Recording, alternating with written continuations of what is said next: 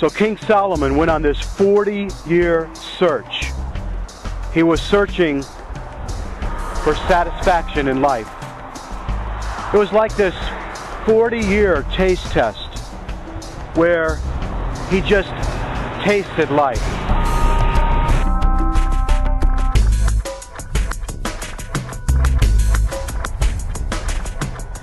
And his first taste test was wisdom and power.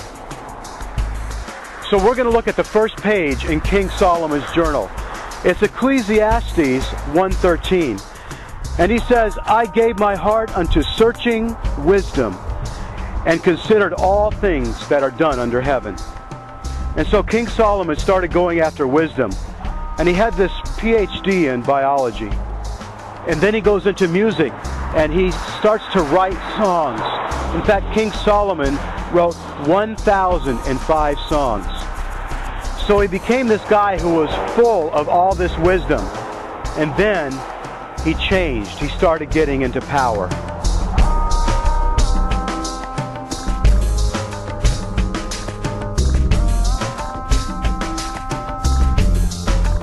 And he started to write all these books. And people would fly in from all over the world. And he would sell out auditoriums. Literally, the Bible says that people would come out from all over the surrounding countries just to hear the wisdom and to see the power of King Solomon.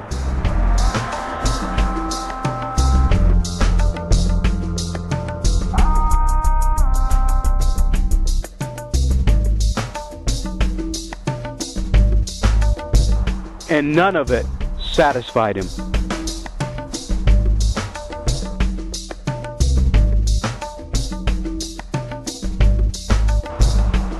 In the second page of his journal, he says, I undertook great projects, and I built houses for myself, and I made gardens and parks.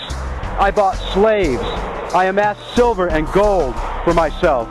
I acquired men and women singers, and I became greater by far than anyone in Jerusalem before me.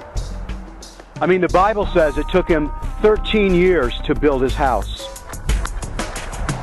This guy, he built parks and aquariums, and he had servants where he could just snap his finger, and at any time he would just say, I need a drink, and someone would go run and get him another drink, and he'd taste again.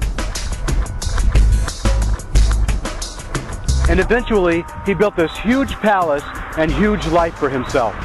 He had more money than Donald Trump or Bill Gates put together. He was the most powerful guy in the whole world. And you know what?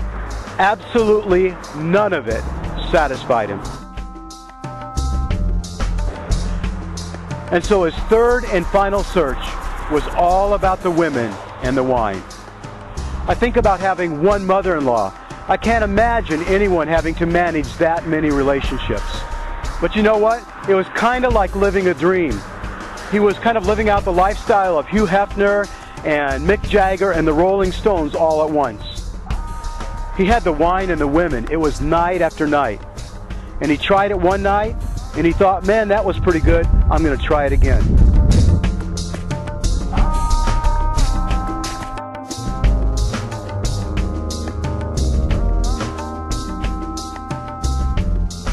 But you know what?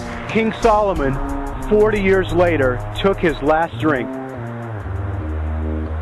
And after that, he wadded up his cup. And you know what? He said it didn't satisfy him. He took a cup and he had a drink of more power and more wisdom, and it didn't satisfy him. And so after that, what does he do? He goes on the whole money thing. And he grabs the cup, and it doesn't satisfy him. And then what does he do? He goes on the whole wine and women and song thing. All of that stuff. And that didn't satisfy him either, even though he tried and tried to make it work in his life. And we take a look at King Solomon and we say to ourselves, you know, I would never do that. I would never really just pursue women, or I would never pursue satisfaction, or I would never just go for the power. All of that stuff happens. You know, we all say, you know, I'm not just in it for the money.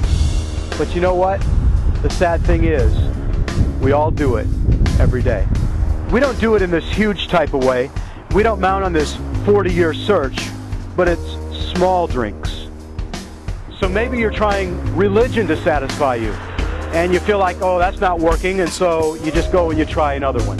Or maybe it's your relationship with your wife. That's not satisfying to you. Or maybe you just want to go and find somebody else. Maybe that will satisfy you. Maybe if you find yourself a new job, maybe that will satisfy you. Or maybe if you just find a friend, maybe that would satisfy. Or maybe you just feel like, if my kids would obey me, maybe that would satisfy. No, not if they would just obey me, but if they would just turn out to be the kind of kids that I want them to be, then maybe that would satisfy. If I could just get that degree, or if I could get that perfect grade, or if I could just do a great job on that paper, or maybe if I could get my husband or kids to come to church with me, I know that that would satisfy me, satisfy me, satisfy me. And then you look at all these taste tests, and you look back on your life, and you've become just like Solomon. Nothing satisfies you.